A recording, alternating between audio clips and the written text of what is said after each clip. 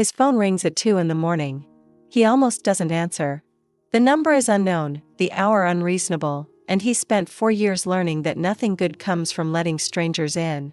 But something about the way it keeps ringing, desperate and insistent, cuts through the silence he's built around himself.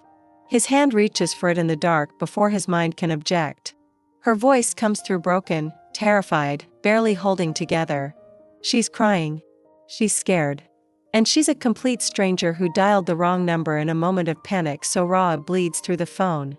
He should hang up. He should return to the careful isolation that's kept him functional, if not whole. But her voice, stripped of every defense, does something he didn't think was possible anymore. It makes him feel needed. So he stays on the line. He listens through her tears and her terror and her apologies. And neither of them knows that this wrong number at 2 in the morning, this accidental collision of two broken people in the darkest hour, is about to become the rightest thing in both their lives. But how did we get here? Let me take you back. But before we do, if you believe the greatest blessings come when someone truly sees you, stay with me and hit that like button. Subscribe to Love and Light Stories for more journeys like this. Now, let me take you back. The Mountain Ridge Lodge sat silent under February snow, a structure of stone and timber that had witnessed 3 generations of Brennan family winters. Alexander stood at the main hall window, watching ice crystals form intricate patterns on glass, nature's art that would melt with morning sun and leave no trace. 2 in the morning. The hour when ghosts visited most reliably.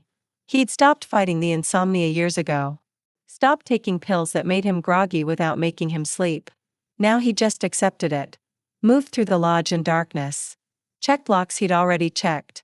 Stared at financial statements that never improved no matter how many times he reviewed them. For years since Amanda walked out.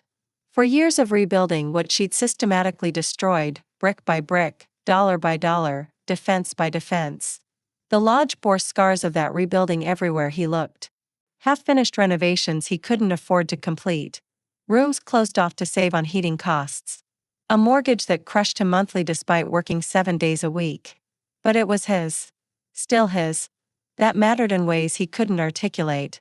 The phone on the desk buzzed, screen illuminating the darkness with harsh blue light. Unknown number. Colorado area code but not local. He stared at it for 3 rings, debating. 2 a.m. calls were never good news. Emergency. Crisis.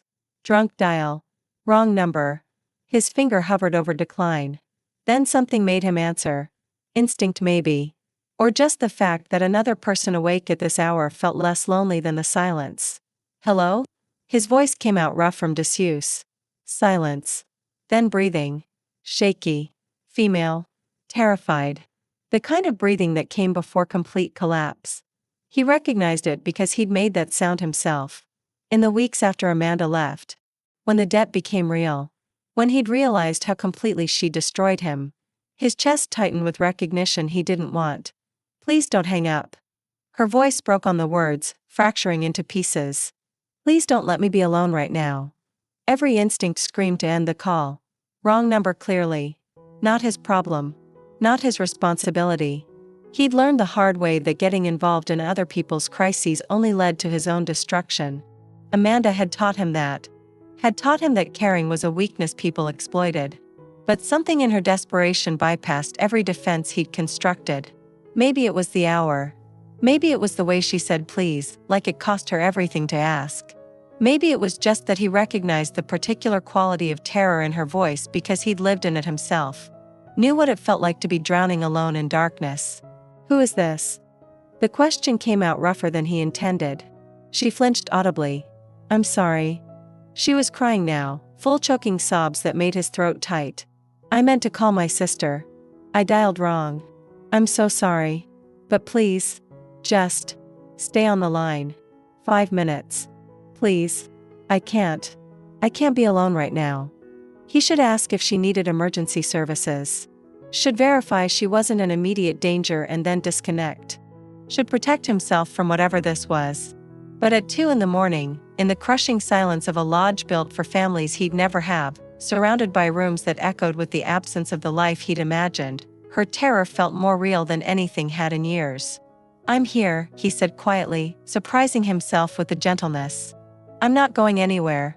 Take your time, Hannah Pierce sat on her apartment floor, back pressed against the wall like it could protect her from what she'd just read.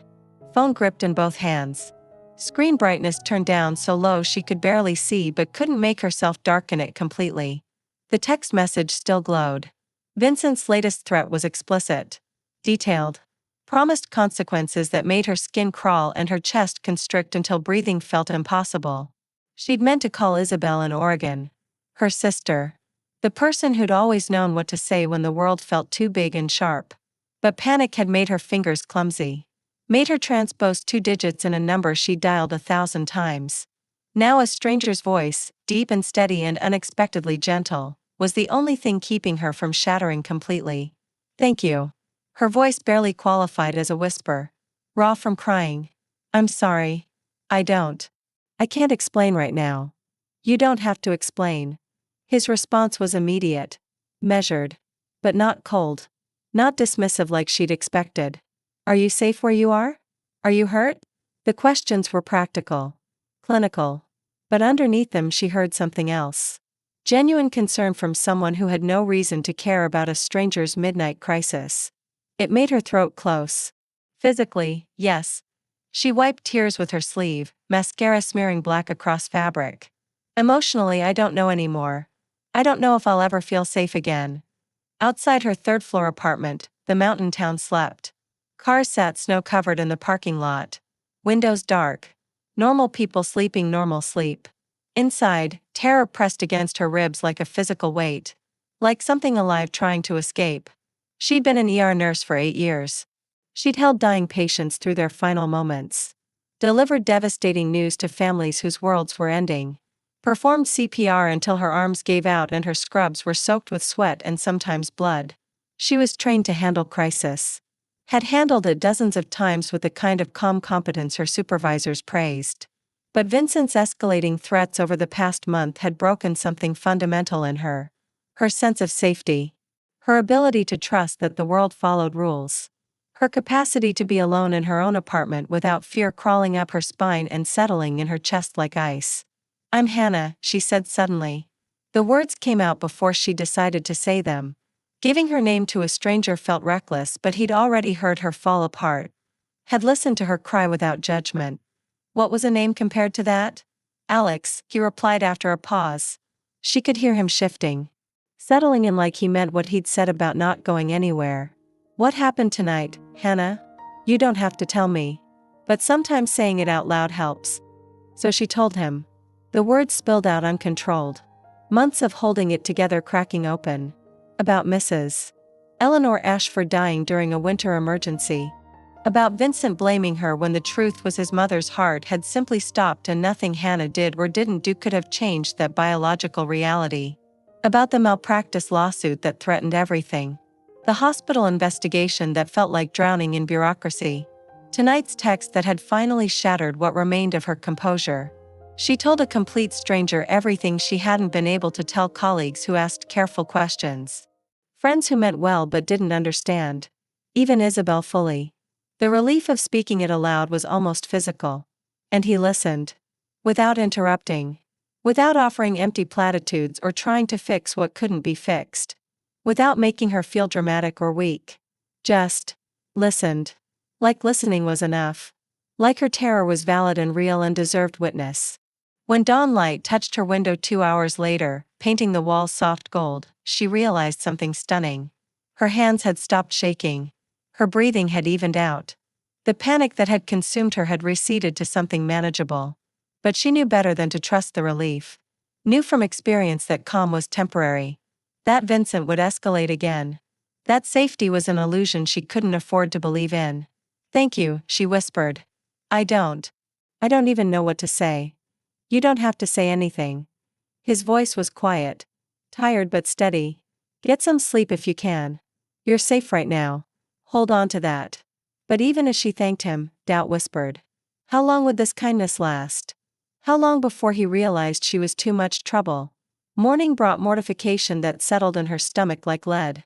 Hannah stared at her phone, replaying the previous night's conversation in excruciating detail.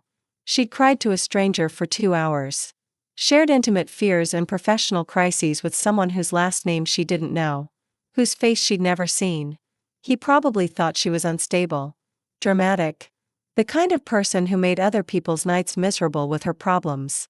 She made coffee, burned toast because she wasn't paying attention, stood at her kitchen window watching snow fall and feeling like the worst kind of burden.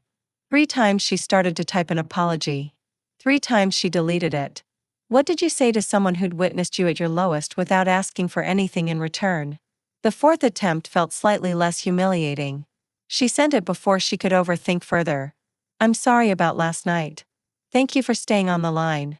I hope I didn't keep you from anything important. She set the phone down.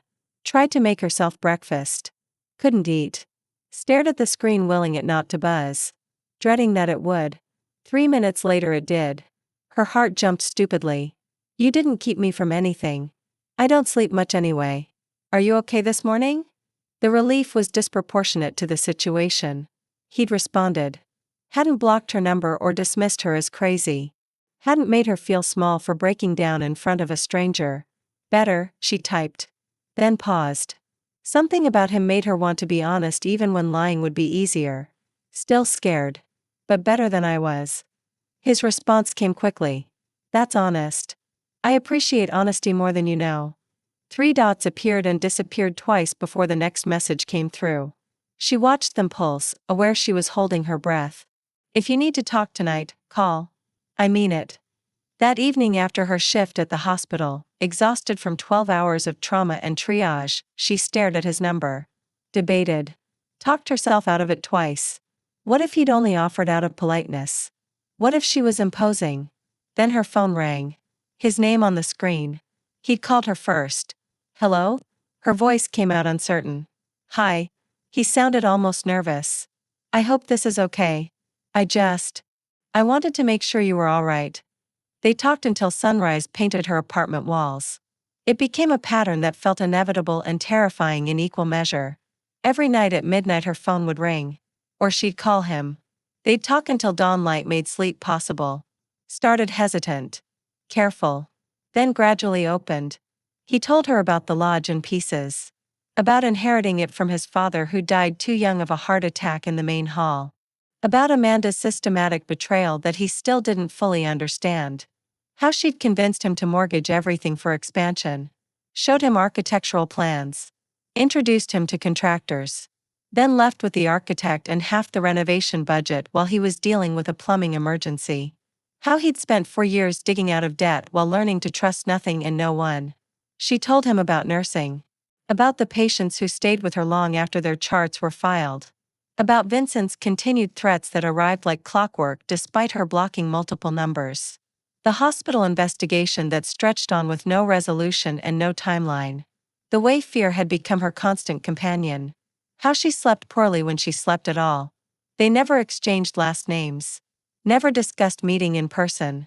It felt safer existing in this space outside normal reality. Where vulnerability didn't have consequences beyond the conversation itself. Where they could be honest without risk. But Hannah couldn't help wondering if this was real.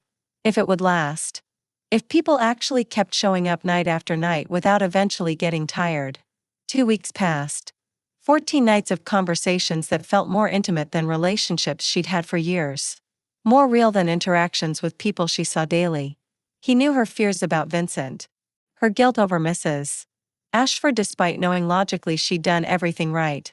The way she took her coffee and cried during patient goodbyes she wasn't supposed to get emotional about. She knew he was rebuilding something broken.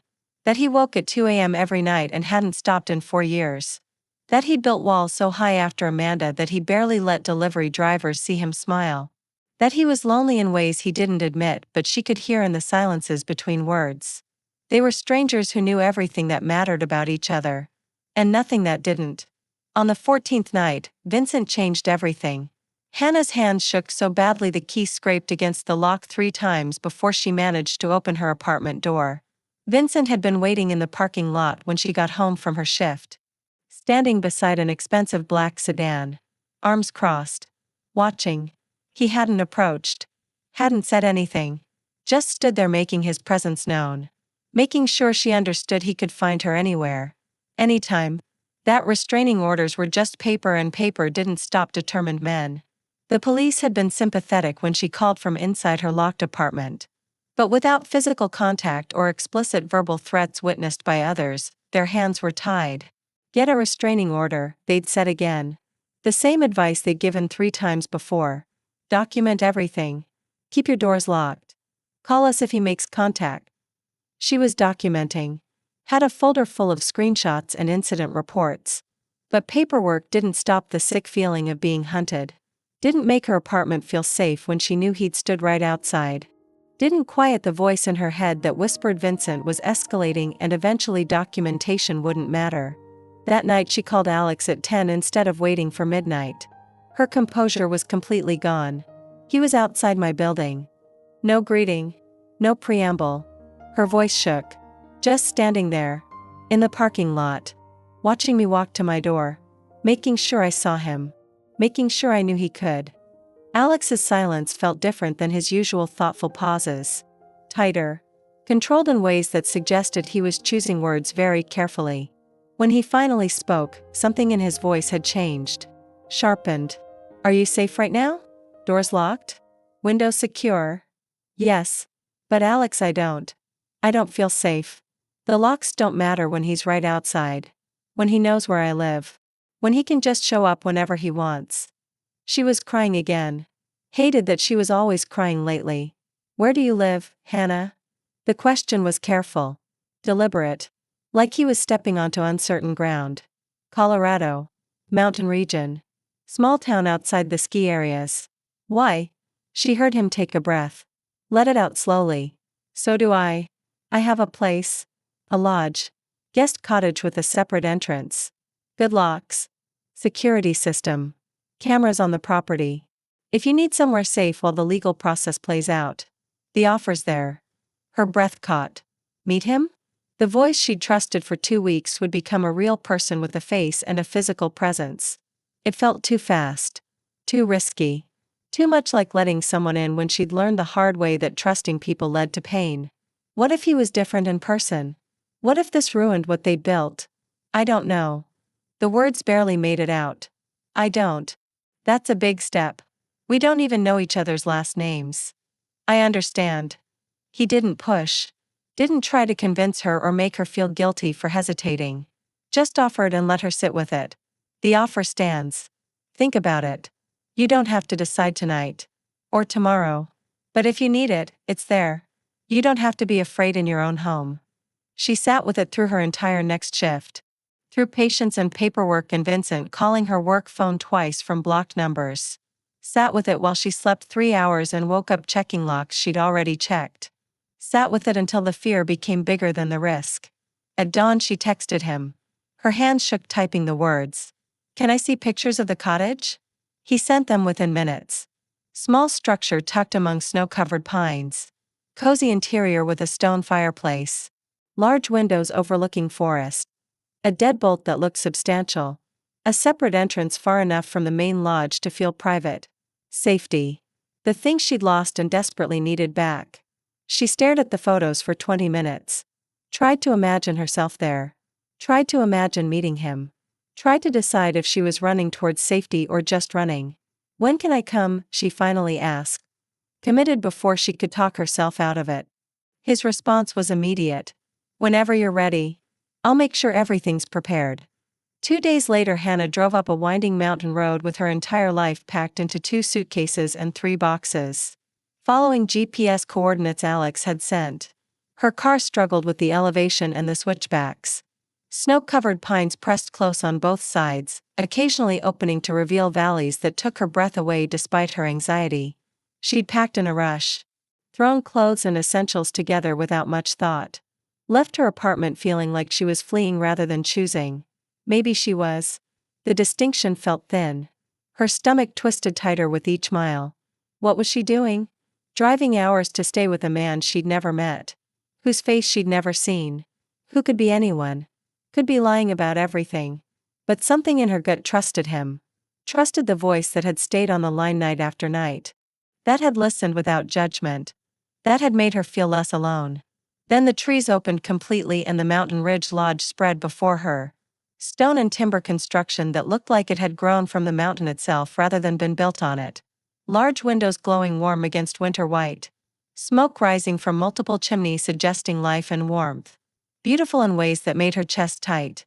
Isolated in ways that felt both safe and terrifying. She parked. Sat for a moment with the engine running. Gathering courage she wasn't sure she possessed. Her hands gripped the steering wheel until her knuckles went white. She was about to meet the voice that had kept her sane. The person who knew her worst moments. What if he was disappointed? What if she was? What if this ruined what they'd built over phone lines? Alex appeared on the main lodge steps before she'd decided whether to get out of the car. Tall. Broader through the shoulders than she'd imagined from his voice. Dark-haired, touched with silver at the temples catching afternoon light. Worn jeans that had seen years of work. Heavy canvas coat. His face was lined in ways that suggested he'd earned every one of his 38 years through experience rather than time. When their eyes met, something jolted through her. Recognition that shouldn't be possible between strangers. Like some part of her had known him before this moment. He moved down the steps slowly. Carefully. Like approaching something that might startle and run. Stopped a respectful distance from her car. Waiting for her to make the first move. Giving her space to decide. She got out. Stood awkwardly by the driver's door. Heart pounding so hard she could hear it. Hannah? His voice. The same one that had talked her down from panic at 2 a.m. a dozen times. But hearing it in person felt entirely different. Three-dimensional. More real. More dangerous to the careful distance she'd maintained. Alex. Her voice came out steadier than she felt. Thank you for this. For offering. I don't know what I would have done. You're safe here. He said it simply. Like a fact he could guarantee. Let me help you with your bags. The cottage is ready. They walked in silence broken only by snow crunching under their feet. He carried her larger suitcase easily. Led her down a path through the trees to a smaller building set back from the main lodge. Unlocked the door with a key he then handed to her along with a second one. Their fingers brushed during the exchange. Both noticed. Both pulled back slightly. Neither acknowledged it. The inside matched the photos exactly but felt different in person. Warm. Safe. Real in ways pictures couldn't capture. Small kitchen stocked with basics. Living area with that stone fireplace already laid with wood waiting to be lit. Bedroom separated by a partial wall. Everything she needed and nothing excessive. He set her bag down near the bedroom. Turned to face her in the small space. This close she could see his eyes properly. Gray-blue. Guarded in ways she recognized because she saw the same guardedness in her bathroom mirror every morning. But not cold. Never cold even when careful. There's food in the kitchen, he said. Basics. Coffee and bread and eggs. Firewood stacked outside the back door. Main lodge is a 5-minute walk if you need anything. I'm usually up around 6. She almost smiled despite everything. Despite the strangeness of standing in a cottage with a man she'd never met but somehow knew. You mean you're up at 2? His mouth quirked. Almost a smile but not quite. Like he'd forgotten how and was remembering slowly. That too. If you need anything at 2 a.m., I'll be awake. He moved toward the door. Paused with his hand on the frame. Looked back at her. Something vulnerable in his expression that he quickly shuddered. Hannah. You're safe here. I promise you that. He doesn't know where you are. The property has cameras. Good locks. And I'm here. After he left she sat on the small couch and cried. Not from fear this time. From relief so overwhelming it felt physical. For the first time in weeks she could breathe without her chest feeling constricted. Could exist without fear crawling up her spine. But underneath the relief was uncertainty. This felt too good. Too safe. Things that felt this good never lasted. Not in her experience. The next morning Hannah woke to find a thermos outside her cottage door. She'd heard footsteps in the snow maybe 30 minutes earlier but hadn't gotten up. Hadn't been sure if she should. Now she opened the door to bitter cold in this. A silver thermos still warm to the touch. No note. Just coffee. When she opened it the smell told her everything. 2 creams, 1 sugar. Exactly how she took it. He'd remembered from a passing comment during night 7 when they'd been talking about small comforts. She stood in the doorway holding it. Feeling something she couldn't name. Gratitude mixed with fear. Because people who remembered small things could hurt you worse when they left. That evening she texted him. Simple. Careful. Testing if daytime communication was allowed or if they only existed at midnight. Thank you for the coffee. You're welcome. How did you sleep? She considered lying. Saying fine. Good. What people expected to hear. But something about their relationship was built on honesty even when it hurt. Even when it made her vulnerable. Better than I have in weeks. I didn't wake up every hour checking the locks. Didn't dream about Vincent standing outside. His response took longer this time. She watched the three dots pulse. Wondered what he was typing and deleting. Good. That's good. Then after a pause. Do you still want to talk tonight? She smiled at her phone. Relief flooding through her that he still wanted to. That meeting hadn't ruined this. Yes. Please. So they did. But now instead of phone calls across unknown distance, they sat in separate buildings 50 yards apart.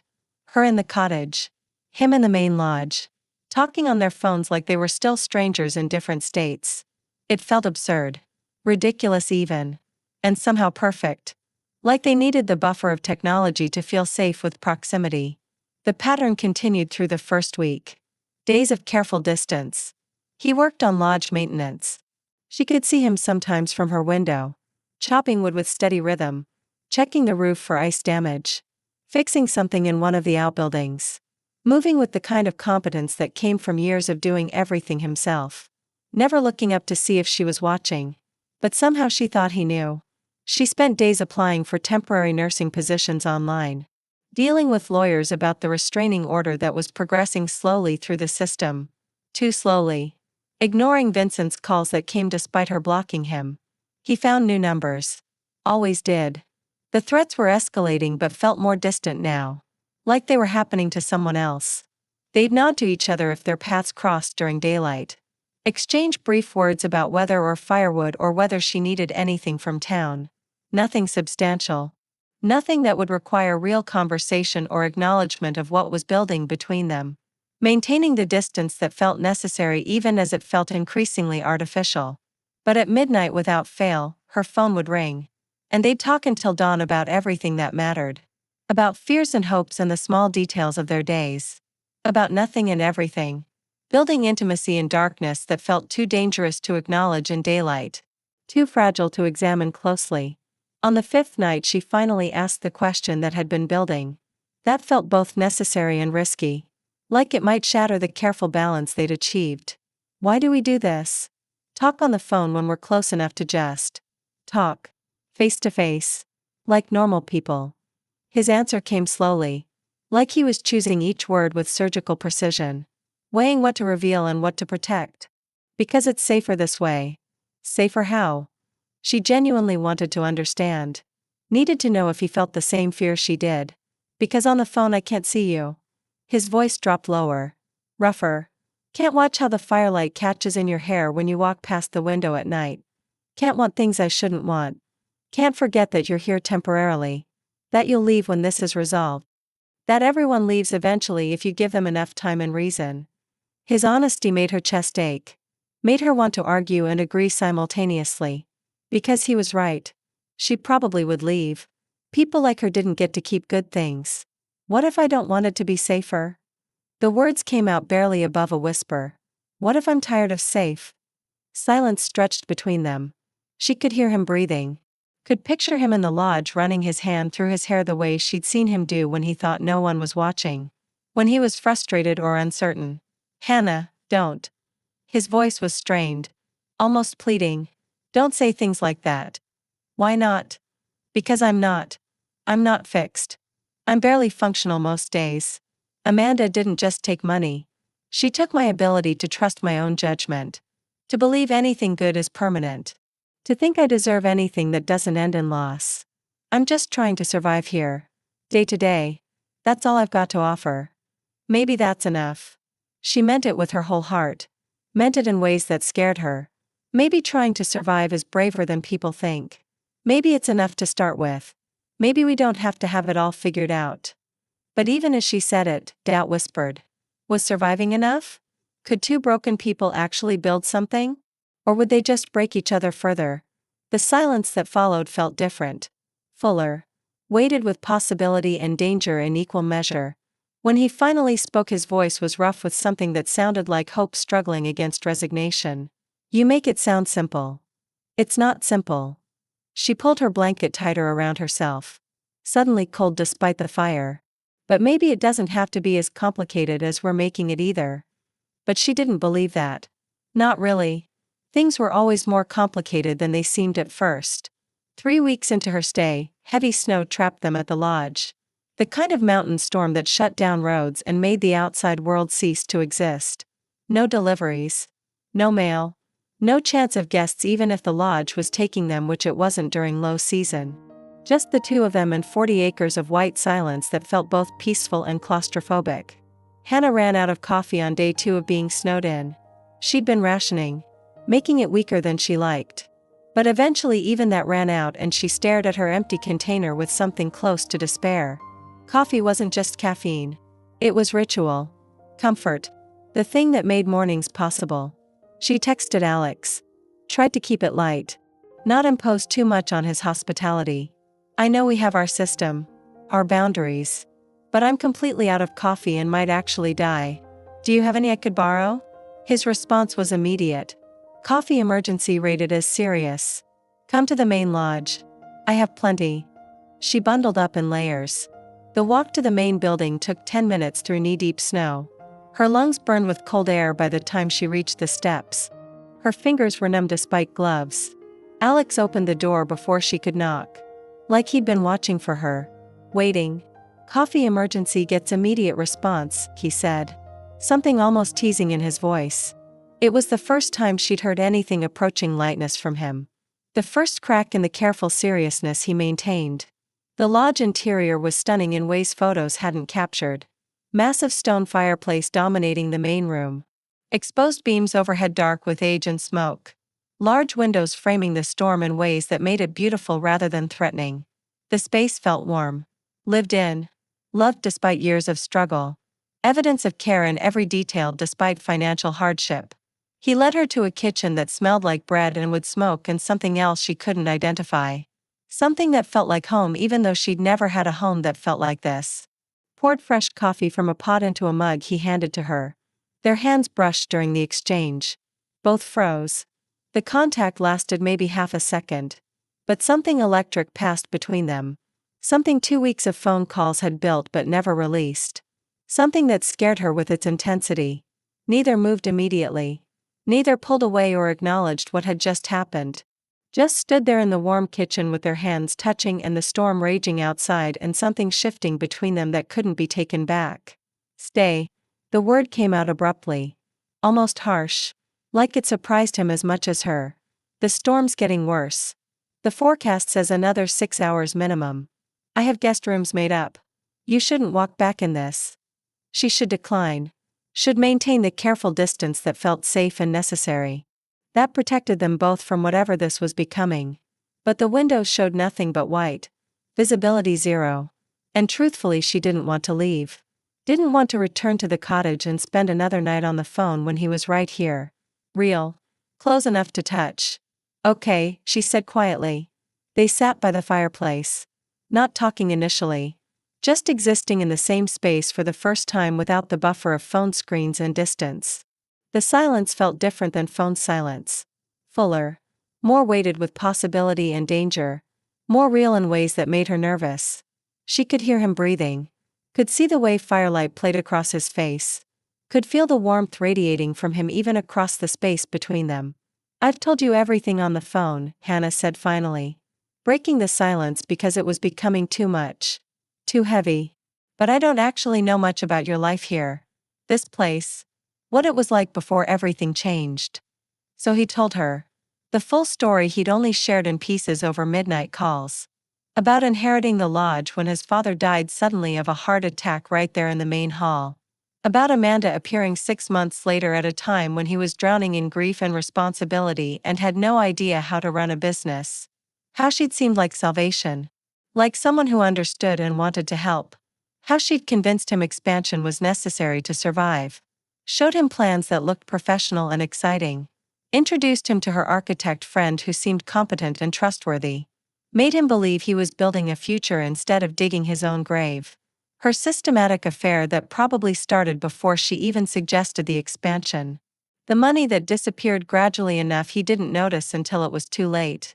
Until the architect was gone and she was gone and he was left with crushing debt and the realization that he'd mortgaged his family's legacy for a lie. I was a fool, he said quietly, staring into the fire rather than at her. Unable to meet her eyes. I trusted someone who saw me as a means to an end. An ATM with a lodge attached.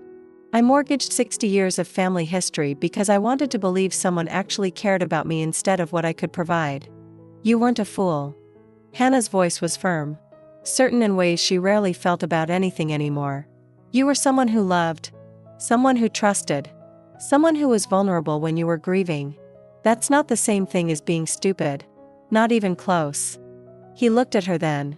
Really looked. Something in his expression shifted. Softened around edges that had been sharp and defended for years. How do you do that? Do what? Make brokenness sound like it's not failure. Like it's just part of being human instead of something to be ashamed of. Something to hide. She set her coffee down carefully.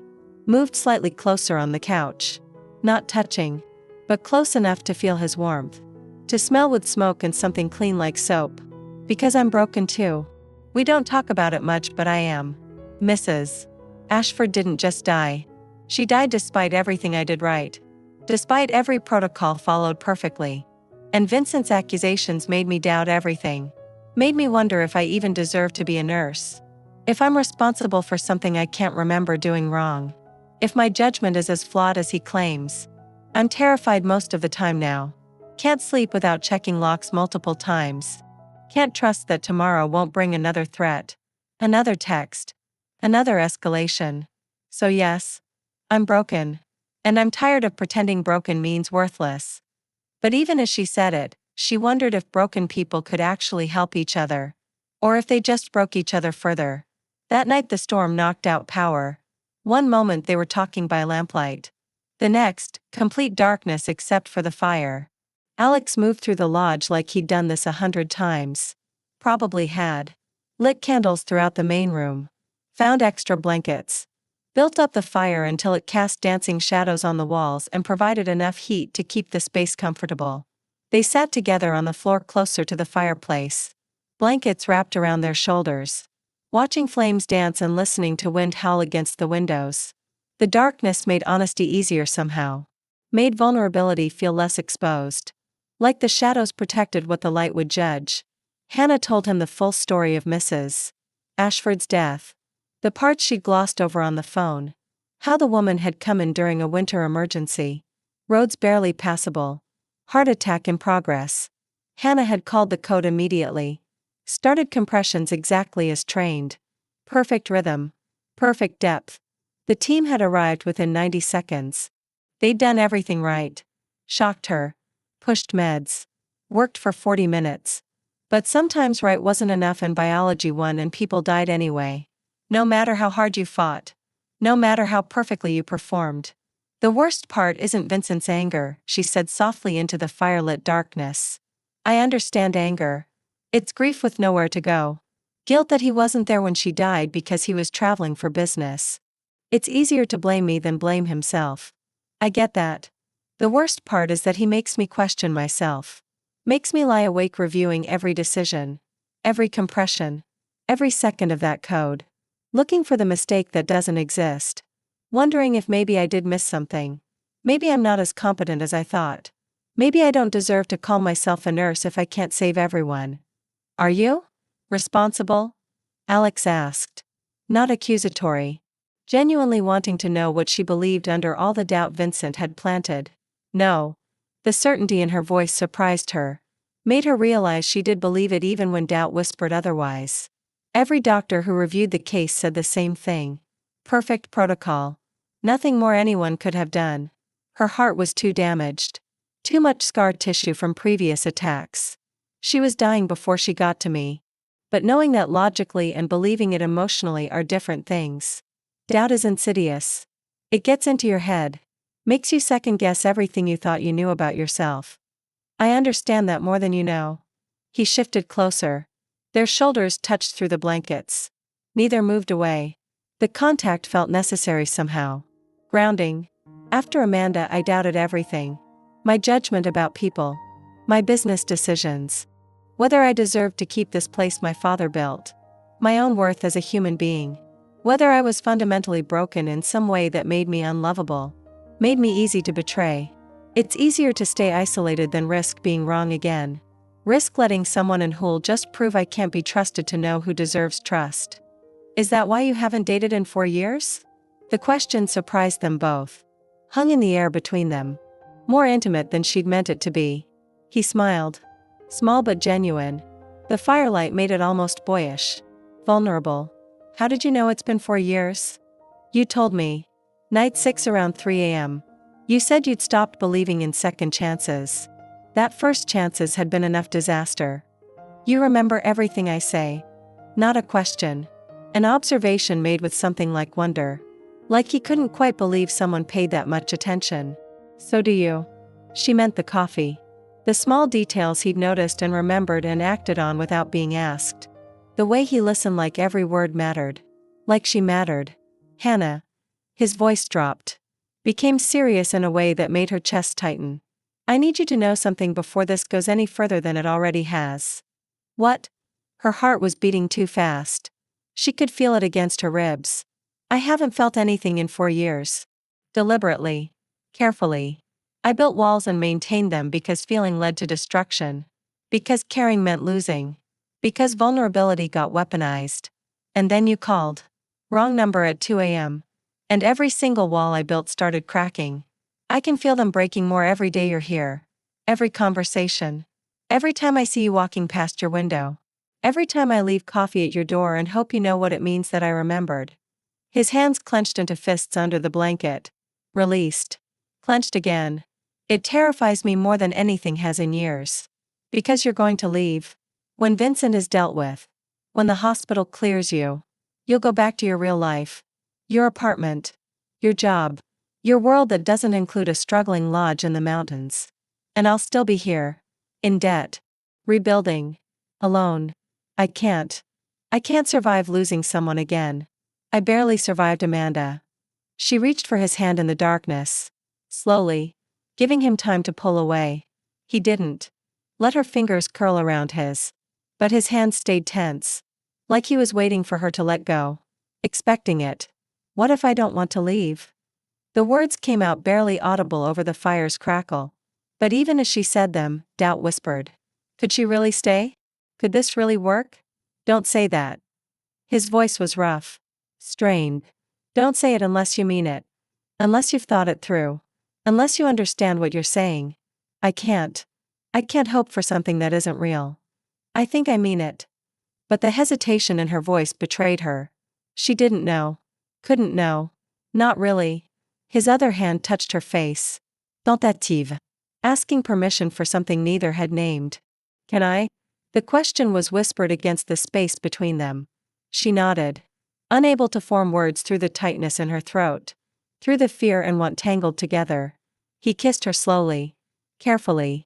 Like something precious that required protection. Like he was terrified of breaking whatever this was between them. It wasn't desperate or heated. Wasn't about passion. It was about two broken people finding each other in darkness. About testing if connection was still possible. About hoping against experience that maybe this time would be different. When they pulled apart, both were shaking. Both breathing hard. This changes everything, he said against her forehead. But she heard the question in it. The uncertainty. I know. She leaned into him. Let herself be held. I'm terrified too. But I know. But did she? Could anyone know? Could broken people actually hold each other without cutting deeper? The days after that night moved differently. Slower in some ways. More careful. They stopped using phones to talk. Started having coffee together at the main lodge each morning. Alex would appear at her cottage door around 6 with fresh brew in 2 mugs. They'd walk back together in pre-dawn darkness. Sit by the fire. Talk about small things. Weather. Plans for the day. The guests he hoped to host next season if he could keep the lodge. Nothing substantial. Nothing about feelings or futures or what was happening between them. But the presence was substantial. The sharing of space. The gradual erosion of boundaries neither had meant to lower. Hannah took a temporary position at the regional hospital. 3 12-hour shifts a week. The income helped ease her guilt about staying in the cottage. Gave her purpose beyond hiding. Made her feel less like a burden. Alex continued lodge renovations with renewed energy. Fixed the roof on the south wing. Repaired plumbing in 2 guest rooms. Started planning spring gardens with an optimism that surprised him. They moved around each other carefully. Learning rhythms. Finding patterns. She'd work her shifts. Come home exhausted. Find dinner left warm in her cottage. Simple things. Soup. Bread. Casserole. Nothing elaborate. Just evidence he'd thought about her. That he cared in the ways he knew how. He'd work the property. Look up to find her watching from the cottage window. Wave. Feel something loosen in his chest that had been tight for years. But also tighten with fear. Because this felt too good. Too right. And good things didn't last in his experience. Vincent called twice a week still. Always from new numbers. Hannah stopped answering. Let it go to voicemail. Listen later with Alex beside her on the couch. His presence steady while Vincent's voice spewed threats that felt increasingly distant. Like they were happening in a different life to a different person. The restraining order was progressing. Slowly. Frustratingly. But progressing. One evening 6 weeks into her stay, she found Alex in the lodge office. Buried in financial statements. His expression was devastated in ways that made her stop in the doorway. Made her stomach drop with recognition. Something was very wrong. What's wrong? He looked up. The defeat in his eyes was total. Complete. Like someone had extinguished something vital. The bank. They're calling the loan. I have 60 days to pay $300,000 or I lose the lodge. She felt the words like a physical blow. Like the floor had tilted under her feet. Can you refinance? But even as she asked, she knew the answer. Not with my credit. Amanda destroyed that too when she left. Maxed out cards in my name I didn't know existed. Defaulted on agreements I never signed. My credit score is below 500. He rubbed his face. Looked older suddenly. Defeated. I've been fighting for 4 years to keep this place. Working every single day. Sacrificing everything. Living on nothing. And I'm going to lose it anyway. Everything my father built. Everything his father built. Gone because I was stupid enough to trust the wrong person 4 years ago. She crossed to him without thinking. Wrapped her arms around him from behind his chair. He leaned back into her like she was the only thing keeping him from breaking completely. They stayed like that for a long time. Her holding him. Him letting himself be held. Neither speaking because there were no words that helped. That night they didn't talk about the bank. About money. About loss or futures that suddenly felt impossible. They just existed together. Quiet. Close. Holding on to something neither could name. Something that felt increasingly fragile. 2 weeks later Hannah's phone rang during a shift. Hospital board chair. She answered expecting routine questions about the investigation timeline. Got devastating news instead. Her world tilted again. Vincent's legal team had escalated. His connections were powerful. His father had donated millions to the hospital over the years. Political pressure was mounting from the state level. Board members were being threatened with loss of funding. The hospital had no choice. They were placing her on administrative leave effective immediately pending full investigation that could take months. How long? Her voice didn't sound like hers. Came from somewhere distant and hollow. Indefinitely. Could be 6 months. Could be longer. The chair sounded genuinely sorry. Hannah, I'm so sorry. But our lawyers strongly recommend you leave the state entirely. Distance yourself from the situation. Let this settle without your presence complicating the political dynamics. It looks better for you too. Less like you're trying to influence the investigation. She drove back to the lodge in silence. Hands gripping the wheel too tight. Mind racing with implications. No job. No income. Becoming more of a burden on Alex when he was already losing everything. Making his situation worse by association. If Vincent's team found out she was staying at his lodge, they could use it. Could claim impropriety. Could threaten his refinancing chances. She told Alex standing in the main lodge with firelight playing across his devastated face. Watched his expression shatter. Leave. Not a question. A statement. Flat. Dangerous. They want you to just leave. Run away. They think it's best. Her hands were shaking. Voice unsteady. My lawyer agrees. Says staying makes me look guilty. Like I'm trying to influence things. Hiding out in the mountains looks suspicious. And Alex, if Vincent's team finds out I'm staying here at your lodge, they could come after you too. Claim impropriety. Use it against both of us in my case. Threaten your refinancing chances if you even have any. I can't. I can't let that happen. I don't care. His voice was flat. Empty. Let them come. Let them try. I'll lose this place anyway. I care. Tears were streaming down her face now. Hot and fast and unstoppable. I care about you too much to let you lose everything because of me. Your lodge is already at risk. I won't be the reason it's taken. I won't be another person who destroys what you've built. But even as she said it, part of her wondered. Was she protecting him? Or protecting herself from staying? From hoping this could work?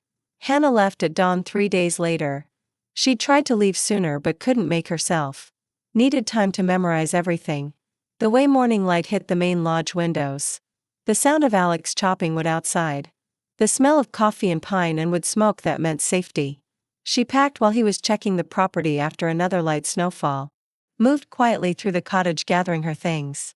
Efficiently. Trying not to think about what she was doing. Left a note on the cottage table in handwriting that shook so badly the words barely formed properly. Her vision blurred with tears she refused to let fall until she was in the car. You saved me when I was drowning. Now I need to save you from my mess. Thank you for everything. I'm sorry. I love you even though I never said it when it mattered. She drove down the mountain road with tears blurring every turn. Had to pull over twice because she couldn't see through them. Couldn't breathe through the tightness in her chest. Drove 8 hours to Oregon. To Isabel's house in the suburbs. To temporary clinic work that felt empty and meaningless. To days that stretched without shape or purpose. To a life that felt like existing rather than living. Alex found the note an hour after she left. He'd heard her car engine. Had convinced himself she was just going to town. Told himself he was being paranoid.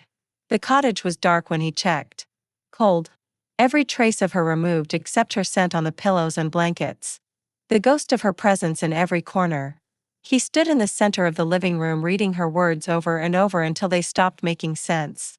Until the letters blurred into meaningless shapes through tears he hadn't cried in 4 years. Then he drove to town through melting snow. Sat in the parking lot of the general store. Called her number. It went to voicemail. Her voice asking him to leave a message made his throat close completely. Made breathing feel impossible. He called again. Again. Again. Text messages she didn't answer. Finally he sent one more. Because words felt safer than his voice, which might break completely.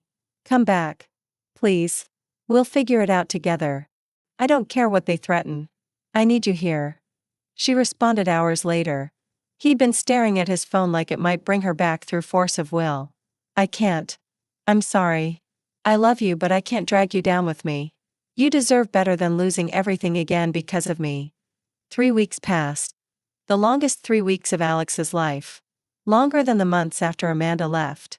Longer than his father's death. Longer than any grief he'd experienced, because this was grief mixed with helplessness and regret. With the knowledge that he'd let her go without fighting. That he'd accepted her leaving as inevitable. The lodge felt massive and silent. Every room echoed with her absence. He worked mechanically. Fixed things that didn't need fixing just to have something to do. Ate because his body required fuel, not because he tasted anything. Slept poorly when he slept at all. 3 hours a night maximum. Woke at 2 a.m. every night reaching for his phone before remembering she wouldn't be there. That their midnight calls were over. The crushing loneliness that had defined his life before Hannah returned with suffocating force. Settled into his bones like an old injury that never fully healed. But underneath the loneliness something else grew slowly. Not acceptance. Not peace. Anger. Clean and clarifying and directed. Not at her. She'd done what she thought was right. What she thought would protect him. At the situation. At Vincent for creating this mess. At a system that punished good people for doing everything right. At himself for letting her walk away. For not fighting when fighting mattered most. For accepting that losing people was inevitable. For building walls so high he couldn't climb over them even when it mattered. On the 22nd day, he made a decision that felt like waking up from a long sleep. Felt like choosing to fight instead of surrender. Started calling every contact his father had left him. Doctors, hospital administrators, board members who owed the Brennan family favors from decades of community support and donations. He demanded information. Updates. The truth they weren't sharing with Hannah. Refused to accept bureaucratic delays and procedural excuses. Slowly, piece by piece, over days of persistent calling, he assembled what they'd kept from her. What they'd buried in paperwork and political maneuvering. The hospital had completed their review 3 weeks ago. Had cleared her completely with commendations for her performance under impossible pressure. But Vincent's legal team had buried the information in procedural delays. Filed motions. Created obstacles. Kept it from being released officially. The restraining order had been approved and filed 2 weeks ago. Vincent had been charged with criminal harassment and stalking. Faced potential jail time if he violated it. It was over. Had been over for weeks. She could come home. To her job. To her life. To him if she still wanted. But nobody had told her. And he'd let her believe she had to stay away. Alex left the lodge before dawn. Threw clothes in a bag without caring what he packed. Left a note for his part-time maintenance worker. Locked up a property he might lose in 60 days. Didn't care about any of it. Only cared about her.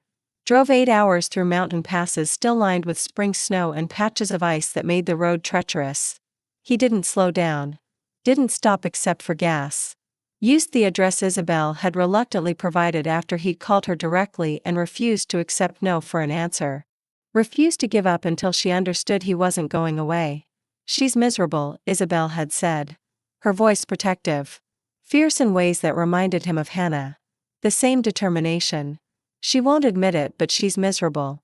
Working herself to exhaustion at some clinic. Won't talk about you. Won't talk about Colorado. Won't talk about anything that matters. Just works and sleeps and works again. If you're going to hurt her more, if this is just about easing your own guilt, don't come. Let her heal. I'm coming to bring her home, he'd replied. The certainty in his voice surprising him. I'm coming to fight for her the way I should have fought before. The house was small. Neat. Suburban. Wrong for Hannah in every possible way. He could feel it before he even got out of the car. The flat landscape. The tidy lawns. The sidewalks and streetlights. She didn't belong here in this ordinary place. She belonged in mountains. In snow. In places that required resilience and rewarded it. He parked in the driveway. Sat for a moment gathering courage he didn't know he possessed. Trying to figure out what to say. How to convince her. What words would be enough after 3 weeks of silence. Then decided words didn't matter. She mattered. What they'd built mattered. The rest was details. He walked to the door. Knocked. Waited. Heart pounding like he was 18 instead of 38. Isabel answered. She looked like Hannah. Same eyes.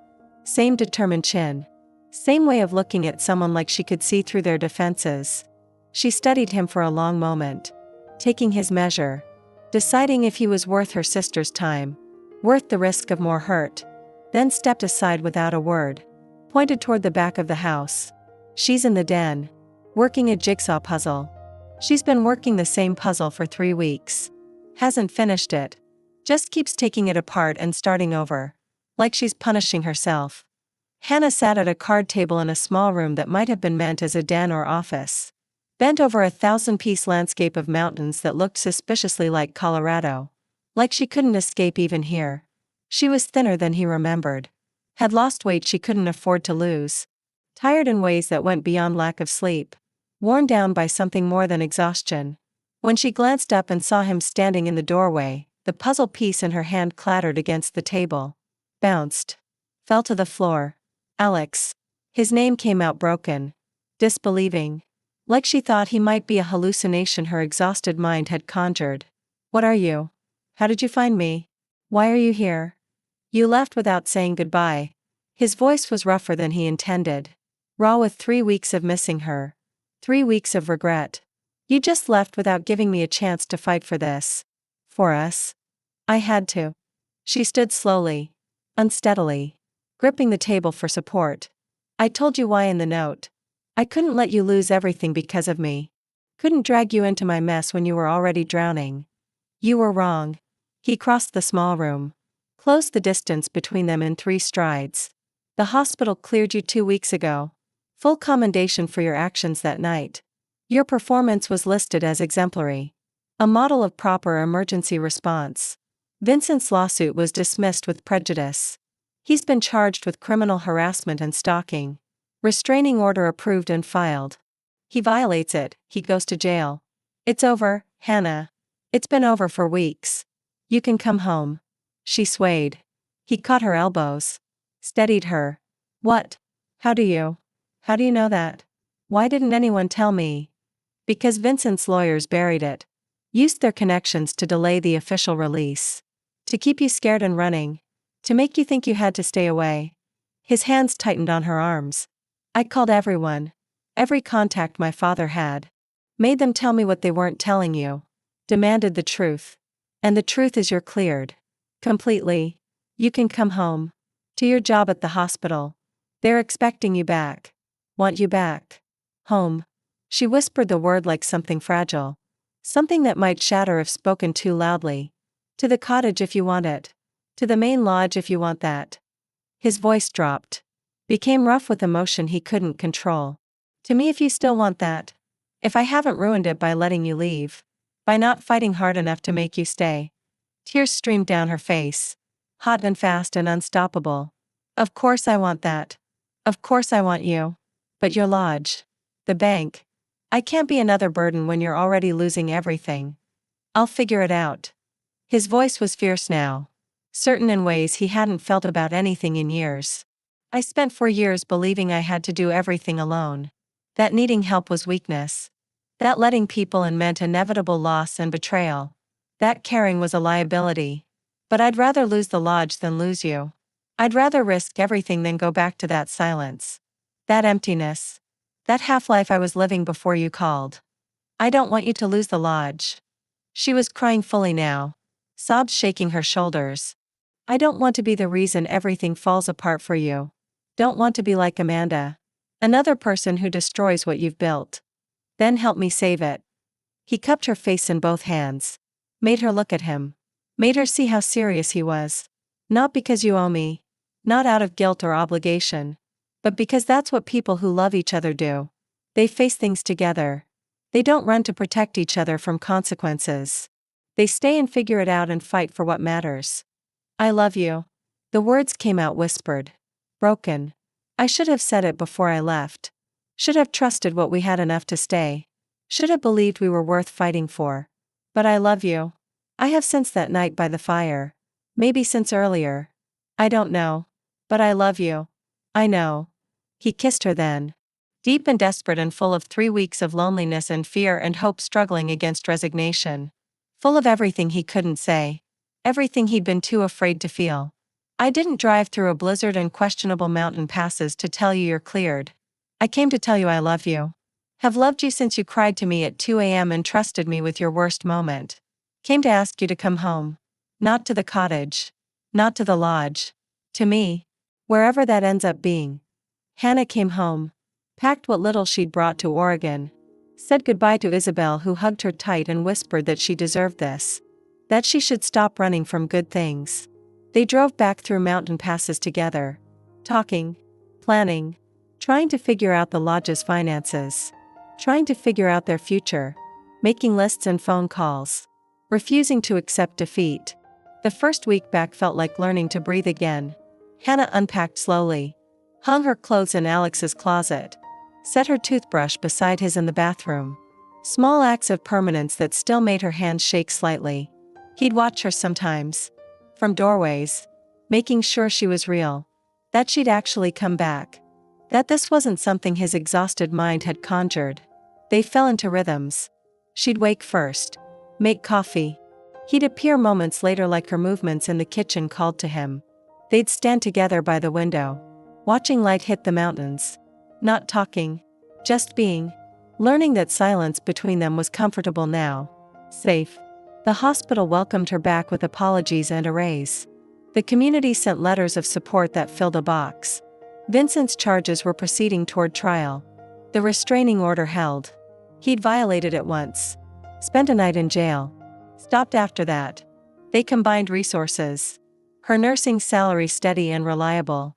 His renovation skills and knowledge of the property. Applied for new loans together with better terms. Lower interest. Found grants for historic preservation. Started taking small bookings for intimate weddings and retreats. The work was constant. They painted guest rooms together. Her rolling walls while he cut in edges with steady hands. Got paint in each other's hair. Laughed about it. She'd hand him tools while he fixed plumbing. Learn the names of things she'd never cared about before. Wrenches and valves and the particular way old pipes needed to be coaxed rather than forced. Spring came. They planted gardens together. Vegetables and herbs and flowers that would bloom for summer guests. Her hands in dirt beside his. Both quiet. Both present. She photographed everything. The lodge. The mountains. His hands working wood. Him sleeping. Morning light. Evidence they were building something real. 6 months later the lodge hosted its first wedding. Small ceremony. 20 guests. The couple had chosen Mountain Ridge because they wanted mountain views and the kind of quiet that healed. Hannah photographed them by the fireplace. Captured moments of genuine joy. Alex made sure everything ran smoothly. The food. The rooms. The little details that made people feel cared for. They worked as a team. Fit together in ways neither had expected. After the guests left, they sat on the deck. Exhausted. Satisfied. "We should do this," Hannah said quietly. Not a question. Just testing the words. Alex looked at her. "Do what?" "Get married. Not big. Not complicated. Just us. Here. Like this." He smiled. The real one. The one that took years off his face. Okay. They planned it simply. Hannah found a dress at a consignment shop in town. Cream-colored. Simple. She tried it on in the small dressing room and knew immediately. Alex borrowed his father's suit from storage. Had it tailored to fit. Spent an afternoon polishing his father's watch until it shone. Isabel came early. Helped Hannah with her hair. Wove small wildflowers into the braid. Didn't say much. Just smiled. Squeezed her sister's hand. A year after that first night Hannah called his phone by mistake. They married. Simple ceremony. Just Isabel and a few close friends who'd supported them through everything. In the main lodge with snow falling outside and the fireplace crackling exactly like it had that night the power went out. The ceremony lasted 10 minutes. Alex's voice shook when he said his vows. Hannah cried. They kissed. Everyone clapped. It felt perfect because it was theirs. Simple. Real. Earned. 2 years after Hannah's arrival at the lodge, they were making it work. The business was growing. Not wealthy. Not out of debt completely. But stable. Sustainable. Building toward something real. They'd created something together from broken pieces. From wrong numbers and midnight conversations. From fear and courage. It was late March. Snow still capped the distant peaks but the valleys were greening with early spring. Wildflowers pushed through melting drifts in ways that felt like promise. Hannah woke before Alex. Slipped out of bed carefully. The floor was cold under her bare feet. She pulled on his flannel shirt. Too big on her. Smelling like him. Wood smoke and soap and something that was just Alex. In the kitchen she made coffee. The ritual soothing. Familiar. The lodge was quiet around her. Peaceful. She stood at the window watching dawn paint the mountains golden pink and orange. Colors that never lasted. That you had to catch or miss completely. She heard him before she saw him. His footsteps on the stairs. Uneven. Still half asleep. He appeared in the doorway. Hair standing up. Eyes barely open. Beautiful in his ordinariness. Good morning, he mumbled. Crossed to her. Wrapped his arms around her from behind. Rested his chin on her shoulder. Good morning. She leaned back into him. Let him take her weight. Coffee's ready. In a minute. He tightened his hold. Just a few minutes with you, like this, first. They stood like that while the coffee cooled. While the sun climbed higher. While the lodge creaked and settled around them. Neither speaking. Neither needing to. Finally she turned in his arms. Camera forgotten on the counter. Coffee forgotten. Everything forgotten except his face in morning light. The gray-blue eyes that had learned to be soft again. The mouth that smiled more now. the lines around his eyes from laughing instead of just from grief. "What are you thinking about?" he asked quietly. She smiled up at him. "That I'm glad you answered." He kissed her. Soft and unhurried. Tasting like sleep and home and tomorrow. Inside the lodge their coffee was getting cold. Outside the mountains watched. The sun climbed higher. And two people who'd found each other in darkness held on in the light. If you stayed until the end, thank you for being here with me. This channel grows because of listeners like you, so if this story meant something to you, I invite you to subscribe. I'd love to know how it touched you. From 0 to 10, how did it make you feel? Leave your number in the comments, I truly read them all. And if you'd like, tell me where you're listening from. Thank you for sharing this moment with me. I'll see you in the next story.